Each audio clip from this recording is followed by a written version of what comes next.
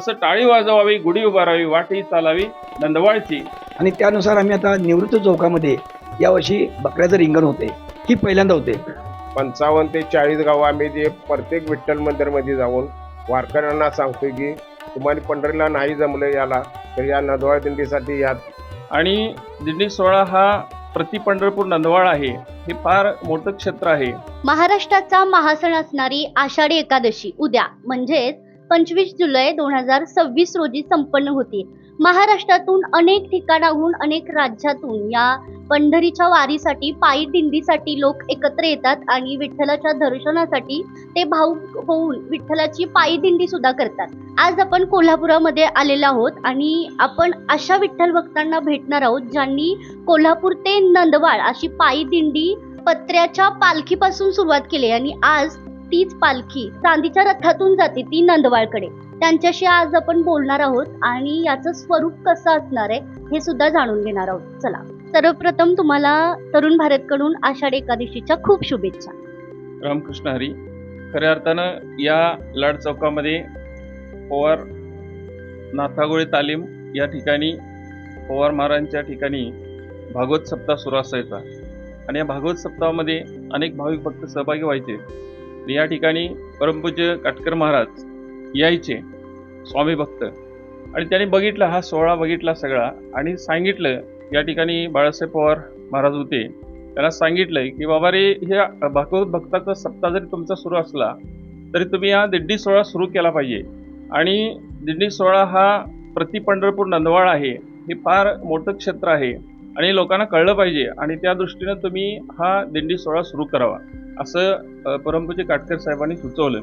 त्यानंतर या ठिकाणी या ठिकाणापासून खऱ्या अर्थानं काही भाविक भक्त एकत्र आले आणि त्यांनी ठरवलं की बाबा या ठिकाणी आपण हा पालखी सोहळा, दिंडी सोहळा सुरू करावा. पण त्यावेळेला सुरुवातीला सगळ्या सुविधा नव्हत्या. पत्र्याची पालखी आणि त्यामध्ये माऊलींची मूर्ती छोटीशी बसवली आणि पहिले सुरुवातीला डोक्यावरूनच घेऊन गेली आणि त्यानंतर मग पत्र्याच्या पालखीतून हा सोहळा सुरू झाला. त्यावेळेला सुरुवातीला एक 100-150 लोक होते, त्यामध्ये काही प्रमुख मंडळी पण होती, त्यामध्ये काही नंतर सहभागी झाले. खऱ्या अर्थानं आमचे डॉक्टर किंकर साहेब असतील, शामराव कुरुकले अण्णा, संतोष कुलकर्णी, सुरेश जाधव, भगवान तिवले, खंडेराव जाधव, यशवंत कदम, सोपान पाटील, गोविंद गायकवाड, सकाराम चव्हाण, संतोष रांगोळी, MP पाटील, तसेच या ठिकाणी हा सोहळ्यामध्ये सुरुवातीला अनेक भाविक भक्त सहभागी झाले आणि हा छोट्या प्रमाणात हा सोहळा सुरू झाला. प्रति पंढरपूर हे नंदवाळ, देव या ठिकाणून पंढरपूरला गेले असं करवीर महात्म्यामध्ये आपल्याला उल्लेख सापडतो आणि म्हणून रात्री निवासाला देव आपल्या नंदवाळमध्ये असतात आणि दिवसभर देव पंढरपुरात असतात असं करवीर महात्म्यामध्ये सांगितलेलं आहे. आणि खऱ्या अर्थाने या दिंडीचं स्वरूप याप्रमाणे सुरू झालं आणि हळूहळू हा दिंडी सोहळा वर्षानुवर्षे वाढत चालला. यामध्ये अनेक भाविक भक्त सहभागी होतात आणि त्यामध्ये फराळ वाटप असतं किंवा ह्या सगळ्या गोष्टी जसं पंढरपूरला सोहळा होतो त्याचप्रमाणे हा सोहळा या ठिकाणी संपन्न होत आहे. पुईखडीला शारंगधर देशमुख साहेब या ठिकाणी 20वा ज्या ठिकाणी रिंगण सोहळ्याचा असतो त्या ठिकाणी त्यांचा प्रसाद गेली 25 वर्ष सलग त्या ठिकाणी फराळ वाटप ते करतात. अनेक भाविक भक्त फराळ वाटप करतात, हा सोहळा होतो. त्यानंतर या पालखीला स्वरूप हळूहळू चांदीची पालखी झाली, चांदीची मूर्ती तयार व्हायला लागली. पण भाविक भक्तांची एवढी ओढ होती, एवढी तळमळ होती की काही महिलांनी आपल्या पायातली जोडवी चांदीची सुद्धा आपल्या या सोहळ्यामध्ये, या मूर्तीमध्ये किंवा या पालखीमध्ये आपला सहभाग असावा. कोणी 1 गुंज दिली, कोणी 2 गुंज दिलं, अशा प्रकारे हे थोडं थोडं चांदी जमत जमत ही पालखी या ठिकाणी तयार झाली. त्यानंतर याला मोठं स्वरूप येत गेलं आणि वर्षानुवर्षे 25 वर्ष आता या ठिकाणी लाखो लोक या ठिकाणी जमतात. नंदवाळला जवळजवळ 5 लाख लोक या आषाढी वारीला जमतात.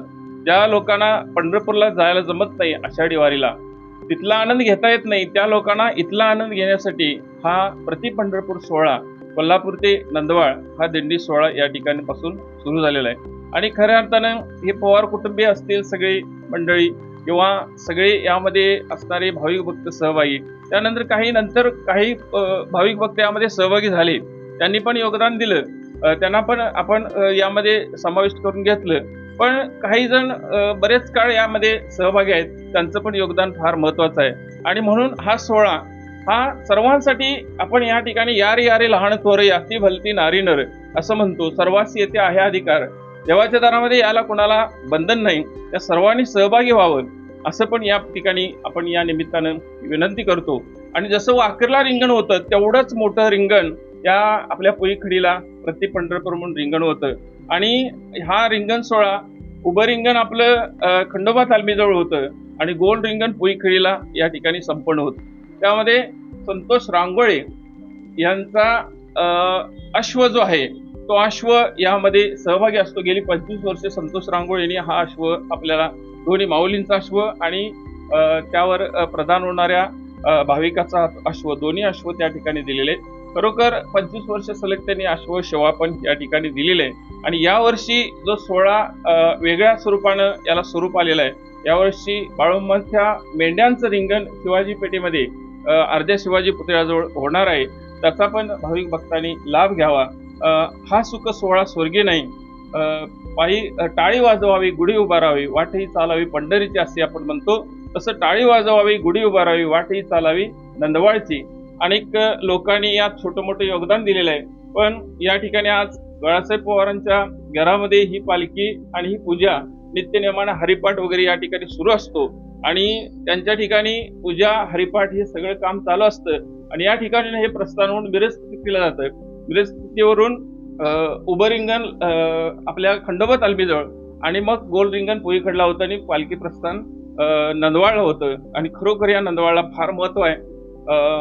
देव ज्या वेळेला रणछोड दास नाव पडलं देवाला, ते देव रण सोडून या ठिकाणी आले आपल्या करवीर नगरीमध्ये, आपल्या सह्याद्रीच्या रांगेमध्ये. आणि त्यानंतर देव नंदवाळ आले. नंदवाळ म्हणून मिरज तख्तीला आले आणि मिरज तख्तीवरून पंढरपूरला गेले असं करवीर महात्म्यामध्ये आपल्याला उल्लेख सापडतो. आणि म्हणून या करवीर महात्म्यामध्ये सांगितल्याप्रमाणे या आपल्या नंदवाळला फार महत्व आहे. नंदराजा, नंदापूर आणि नंदीग्राम आणि नंदवाळ आणि वसुदेवाणुवाशी आणि भीमाशंकर, हे भीमाशंकरला जे उगम आहे नदीचा, तो नदीचा उगम तोच ओढा खाली आपल्या नंदवाळला गेलेला आहे. आणि त्या भीमा नदीचं पण या ठिकाणी महत्व आहे. असं हे प्रति पंढरपूर फार मोठं क्षेत्र आज महाराष्ट्रभर नाही देशभर आपल्या ठिकाणी नावारूपाला आणि सगळ्या ब वर्ग दर्जात हे क्षेत्र या ठिकाणी सगळ्या भाविक भक्तांना अनुभवायला आणि आनंदाला मिळतं. सगळ्यात महत्वाचं वैशिष्ट्य रुक्मिणी सत्यभामा दोन्ही या ठिकाणी आहेत. आणि पंढरपुरामध्ये फक्त पांडुरंग परमात्मा आपल्याला उभे दिसतात. याचा अर्थ असा आहे की देव इथून पंढरपूरला गेले. आणि प्रवासी विठ्ठल म्हणून मिरज तख्तीला जे विठ्ठलाची मूर्ती आहे, हेमाडपंथी फार जुनं मंदिर आहे, तर ते प्रवासी विठ्ठल म्हणून त्या ठिकाणी देव उभा आहेत. आणि देवाच्या पायामध्ये त्या ठिकाणी पादुका, कुठल्याच मूर्तीच्या पायामध्ये पादुका नसतात, पण एकच अशी मूर्ती आहे पांडुरंगाची आणि रुक्मिणी सत्यभामेच्या तिघांच्या पायामध्ये पादुका आहेत. म्हणजे देव या ठिकाणाहून प्रवास करत पंढरपूरला गेले असा या ठिकाणी उल्लेख सापडतो. धन्यवाद. रामकृष्ण. आता लाखो भाविक या दिंडीमध्ये येतात, 2.5 ते 3 लाख येत असतात, तर त्यांचं नियोजन कसं केलं जातं? आता रामकृष्ण हरी, मी ॲडव्होकेट राजेंद्र किंकर, मी संस्थापक सदस्य आहे. बाळासाहेब पवारांच्या घरामधून झालेली ही आमची वारी आज अनेक लोकांची अत्यंत जिव्हाळ्याची झालेली आहे. या वारीकरता जवळजवळ 3-4 लाख लोक येतात आणि याचं नियोजन हे अत्यंत शिस्तबद्ध पद्धतीने केलं जातं. आपण जर बघितलं तर कुठलाही वारकरी यासाठी बंदोबस्त लागत नाही, वारकरी स्वतःच याचं नियोजन करत असतो. आपण आता ही जी पालखी सुरू झाली किंवा वारी सुरू झाली याचं नियोजन करत असताना आम्ही यामध्ये अनेक संस्था आम्हाला मदत करत असतात. तसंच या वारीमध्ये जय शिवराय फुटबॉल क्लब आमचा जो आहे त्याचे अनेक कार्यकर्ते महिनाभर राबत असतात. कारण वारी जरी आज आपल्याला 4 तासाची दिसली तरी यामागं अनेक लोकांचे अनेक दिवसाचे कष्ट असतात. या वारीकरता हुपरी, कांडगाव वेगवेगळ्या ठिकाणी वाऱ्या आपल्या दिंड्या येत असतात. खरं कोल्हापुरातनं सुरू झालेली ही जी आमची दिंडी आहे ही पहिली दिंडी आहे आणि या दिंडीमध्ये आता लोक समाविष्ट असतात. आता याचं नियोजन करत असताना अनेक लोकांचा सहभाग असतो. यावर्षी आमच्या दिंडीमध्ये पहिल्यांदाच बाळूमामा ट्रस्टनं आपल्या बकऱ्यांचं रिंगण तिथं करावं अशी विनंती केली आणि त्यानुसार आम्ही आता निवृत्त चौकामध्ये यावर्षी बकऱ्याचं रिंगण होते, ही पहिल्यांदा होते. ही जी पालखी सुरू झाल्यानंतर रस्त्यामध्ये अनेक भाविक आपापल्या परीने यासाठी मदत करत असतात. तसंच महिला वर्गांसाठी वेगवेगळ्या टॉयलेट्सची व्यवस्था केलेली आहे यावेळेला. त्यानंतर महामार्गावर ज्या ठिकाणी रथ आपला जाणार त्या रथयात्रेसाठी कोल्हापूर जिल्हा परिषद, महापालिका, ग्रामपंचायत नंदवाळ, तसंच आपलं कलेक्टर ऑफिस या सर्वांच्या मार्फत एक एकत्रित मिटिंग होऊन या सर्वांचं नियोजन करण्यात आलेलं आहे। यासाठी आयुक्तांमार्फत सर्व रस्ते आपले खड्डे मुजवून साफसफाई केलेली आहे। मुख्य म्हणजे रिंगण सोहळा ज्या करतात 4-5 लाख भाविक एकत्र असतात, त्या ठिकाणी कोणती घटना घडू नये यासाठी आयुक्तांमार्फत आपण तिथं मोठ्या प्रकारचं बॅरिकेडिंग घालतो आणि यामधनं या घोडेस्वारी होती आणि त्यातनं रिंगण पुरवतं, याची व्यवस्था आयुक्तमार्फत केली जाते। यासाठी कलेक्टर ऑफिस मार्फत तसंच पोलिसांमार्फत अत्यंत नियोजन पद्धतीनं आपल्या वारीच्या मार्गावर वाहतुकीची योजना केली जाते, वाहतूक थांबवली जाते आणि वारीला मार्ग दिला जातो। यामुळं ही वारी करणं सोपं झालेलं आहे। मुख्य म्हणजे आमचा जो ट्रस्ट आहे, या ट्रस्ट मार्फत या वारीसाठी आपण कोणतीही रक्कम कुणाकडनं घेत नाही, पावती पुस्तक छापलं जात नाही, आता वर्गणी गोळा केली जात नाही। काही भाविक स्वतःहून काही रक्कम देतात। अशा 4-5 भाविकांची 5-25 हजारामध्ये आमची वारी होती, कारण बाकी सर्वच लोक हे भाविकतेनं या वारीला मदत करत असतात आणि यामुळे ही वारी अत्यंत लोकांची जिव्हाळ्याची झाली आहे। मुख्य म्हणजे ज्या लोकांना कोल्हापुरातून आसपासच्या भागातून पंढरपूरला जाणं शक्य नाही, त्या लोकांना कोल्हापूर ते नंदवाळ ही पायी वारी करणं अत्यंत योग्य असले। रामकृष्ण हरी। ज्ञानेश्वर माऊलींची मूर्ती तर घरामध्येच प्रतिष्ठापन त्याचं केलेलं आहे। आता त्यांच्याबद्दल जाणून घेऊया, कारण मूर्ती घरामध्येच असते त्याबद्दल आणि सोबतच त्यांच्या पादुका सुद्धा आहेत, याबद्दल आपण त्यांना विचारूया। काय सांगा? रामकृष्ण हरी। बाळासाहेब पवार। माझे वडील आळंदी ते पंढरपूर 27 वर्षे वारी चालू केलेले, त्यामुळे आमच्या पवार घराण्याला वारकरी संप्रदायाचा हे पडलेले परंपरा आहे। तसंच आम्ही ज्ञानेश्वरी पारायण इथं 16-20 वर्ष केला। एक काटकर साहेबांनी ही मूर्तीची पूजा करून म्हटले, काटकर साहेब यांनी सांगितलं की ही मूर्ती डोक्यावर घेऊन तुम्ही मंडळाची कार्यकर्ते घेऊन सगळी नंदवाळ ते पायीदिंडी चालू करा। ते पायीदिंडी चालू करत करत तसंच काळे साहेबांनी आम्हाला ज्ञानेश्वरांच्या पादुका दिल्या। तसंच पॉप्युलर स्टील कवर्सवाल्यांनी आम्हाला पत्र्याची पालखी दिली। त्यानंतर आम्ही पत्र्याच्या पालखीतनं 200 लोक सुरुवात केली वारीची नंदवाळची।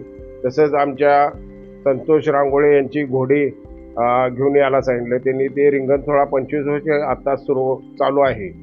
तसंच ज्ञानेश्वरांची मूर्ती आमच्या म्हणजे परंपरा चालू आहे घरात पारायण सोहळ्यासाठी। हीच आमची वारकरी संप्रदायाची परंपरा अखंड चालू ठेवली, हीच आमच्या पांडुरंगाच्या प्रार्थना। 255 गावांमध्ये तुम्ही फिरताय आणि विठ्ठलाचं दर्शन घेताय, तर त्याबद्दल काय सांगाल? हे 255 ते 40 गावं आम्ही जे प्रत्येक विठ्ठल मंदिरमध्ये जाऊन वारकऱ्यांना सांगतो की तुम्हाला पंढरीला नाही जमलं याला, तर या नंदवाळ दिंडीसाठी यात सहभागी व्हा। आम्ही तुमची राहण्याची व्यवस्था करतो तुमच्या। तसेच वारकरी थोडे पंढरपूरला गेले तरी ह्यातली 10-5 लोक या इकडे म्हणून असा सोहळा आम्ही वाढवत नाही। रिंगण सोहळा कसा असतो? रिंगण सोहळा ह्यो संतोष रांगोळे यांची 2 आश्व असतात। तसेच या रिंगण सोहळ्याची सगळी व्यवस्था MP पाटील सर, किंकर साहेब ही सगळी सर्व व्यवस्था आधी 2 दिवस लावून येतात। तसाच हे रिंगण सोहळा भव्य असा 1-2-2.5 लाख लोकांचा तिथे रिंगण सोहळा होतो। नमस्कार, मी शरद जोशी, श्री विठ्ठल मंदिर मिरजकर तिकटी पुजारी येथून बोलतोय। तर या मंदिराविषयी माहिती सांगायची झाली तर हे मंदिर किमान 700 ते 800 वर्षांपूर्वीचं आहे। हेमाडपंथी बांधकाम याचा गाभाऱ्यापासून काही भाग आहे आणि तिथून पुढे काही वर्षानंतर मंदिराचा जो सभामंडप आहे तो नंतरच्या या 200-300 वर्षातील आहे। या मंदिराचे वैशिष्ट्य म्हणजे या मंदिरामध्ये राई रखुमाबाई ह्या एकेच ठिकाणी आपल्याला त्याला दर्शन होत आहे। आणि दुसरी गोष्ट विशेष म्हणजे ह्या मंदिराच्या आपल्याला दाखवता येईल, त्या मंदिराच्या मूर्तीच्या पायामध्ये जे वाहन आहे याच्यामध्ये काही मतमतांतर आहेत। पायामध्ये जो अलंकार आहे तो काही मूर्ती अभ्यासक म्हणतात की हा पायातला अलंकार आहे, जो बहुतांश कुठं पाहावयास मिळत नाही। इथे आणि कदाचित नंदवाळमध्ये मूर्तीला आहे आणि काही मूर्तिकारांच्या मते, अभ्यासकांच्या मते हा प्रवासी विठ्ठल आहे असं म्हणतात। म्हणजे इथली नैवेद्य पूजा ग्रहण केल्यानंतर श्री विठ्ठल इथून नंदवाळला प्रस्थान करतात असं काहींच्या मते आहे. म्हणून एक देवांचं वाहन, पादुका किंवा वाहन असं म्हणतात त्याला. आणि काही लोक अशा पद्धतीने वाहन परिधान असलेले असे श्री प्रवासी विठ्ठल आहेत. काहींच्या मते हा पायातला एक प्रकार आहे असं काही लोकांचं मत आहे. प्राचीन मंदिर आहे. नंदवाळनंतर पंढरपूर, नंदवाळनंतर कोल्हापुरात हे मंदिर अतिप्राचीन असून बऱ्याच लोक, अनेक पिढ्यां 2-4 पिढ्यांचे लोक इथं दर्शनासाठी नित्यनेमाने रोज येतात. दर एकादशीला सुद्धा उत्सव इथे मोठ्या प्रमाणे साजरा होतो.